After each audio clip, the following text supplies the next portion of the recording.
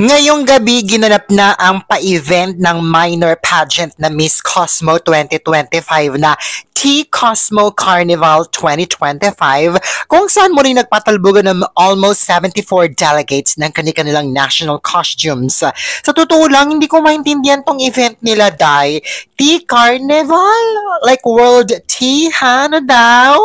Kung ano-ano na lang talaga naisip ng minor pageant na to, no? Alam mo kung ginawa na lang sa nilang event na to is yung mas relevant sa pageant nila, mas maganda pa, like yung like parang head-to-head challenge, mga ganon, or gala dinner, di ba? Mas may saysay pa. Pero, in fairness, pasabog ang stage nila, kinabog nila ang stage ni na What It's a Grizzle sa MGI, kinabog din nila ang stage ng Miss Universe. Ang gusto ko naman sa Miss Cosmo, in fairness naman, is pasabog talaga ang staging nila, pang malakasan, pang malawakan, at sobrang lawak talaga dahil ang pasabog, ganda.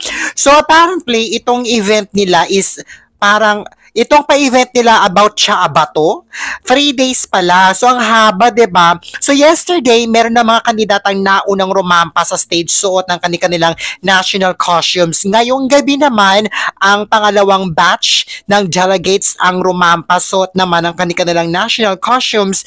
Alam mo, gulong-gulo at litong-lito ako dito sa sa event na to. Ano ba tarong event na to? World Tea Carnival event? O NatCos. Like, ano ba talaga, te? Hindi ko talaga maintindihan kung anong direksyon ng pageant na to. Mukhang charot-charot pageant lang yata to eh. Ang gulo ng events na to. Hindi ko maintindihan kung ano ba talaga to. Tsaka talaga. Tapos, yung pagtawag nila sa mga delegates, hindi alphabetical order, random. Kaya hindi mo alam kung natawag na ba si Philippines o hindi. Diba?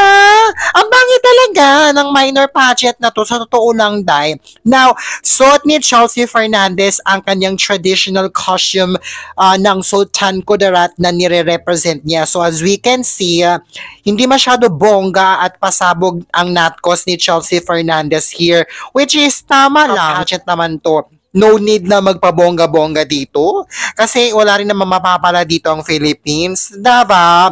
I think enjoy na lang ni Chelsea Fernandez ang experience na dito. Kasi hindi ko talaga bet itong pageant na to sa totoo lang. Ang gulo, walang direksyon, labo-labo, makalat. Yung stage lang talaga ang maganda. The rest, hindi. Hindi mo alam kung charot-charot lang ba to o seryoso ba tong pageant na to. Kasi ang gulo, ang kalat.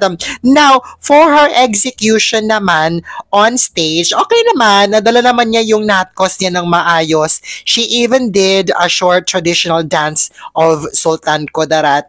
Again, her NatCos was not pasabog, but okay na yan. Pwede na, no need na magpabongga-bongga sa minor pageant na to. Dara! Ayan, anong say mo sa NatCos na inirapan ni Chelsea Fernandez dito sa pa-event ng Miss Cosmo na World Tea Carnival 2025 na hindi ko maintindihan kung ano ba talaga to. Dara!